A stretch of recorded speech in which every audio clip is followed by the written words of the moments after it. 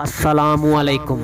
تو دوستو آج ہم بات کرتے ہیں حضرت عبداللہ بن عمر اور ایک چرواہے کی ملاقات کے بارے میں۔ حضرت نافع رحمہ اللہ علیہ فرماتے ہیں کہ ایک دفعہ حضرت عبداللہ بن عمر مدینہ طیبہ کے گرد و نواح میں نکلے تھے کہ آپ کے ساتھ آپ کے شاگرد بھی موجود تھے۔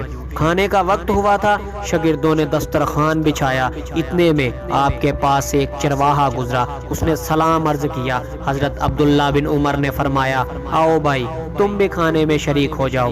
اس نے کہا، میرا تو روزہ ہے۔ حضرت عبداللہ بن عمر نے فرمایا، کیا تم اس قدر شدید ترین گرمی کے دن میں بھی روزہ رکھے ہوئے ہو اور اس حالت میں بھی بکریاں چرا رہے ہو؟ اس نے کہا، با خدا میں ان ایام خالیہ سے حصہ وصول کر رہا ہوں۔ حضرت عبداللہ بن عمر رضی اللہ تعالی عنہ نے اس کے صبر کا امتحان لینے کے لیے اس سے فرمایا، ایسا کرو کہ ایک بکری ہمیں دے دو، ہم تمہیں اس کی قیمت بھی ادا کریں گے اور گوشت میں سے حصہ بھی دیں گے، تم اس گوشت میں سے اپنا افطار کر لینا۔ اس چرواہے نے عرض کیا کہ ان بکریوں میں سے کوئی بکری بھی میری نہیں ہے، بلکہ یہ سب بکریاں میرے آقا کی ہیں۔ حضرت عبداللہ بن عمر نے فرمایا کہ تمہارے آقا کو ایک بکری نہ ملے گی تو وہ تمہارا کیا بگاڑ لے گا؟ اس چرواہے نے آپ سے رخ موڑ کر آسمان کی طرف انگلی اٹھاتے ہوئے کہا، اللہ کہاں جائے گا؟ آقا سے بچ بھی گیا تو اللہ تو دیکھ رہا ہے، وہ تو کہیں چلا نہیں گیا، اس سے بچ کر کہاں جاؤں گا؟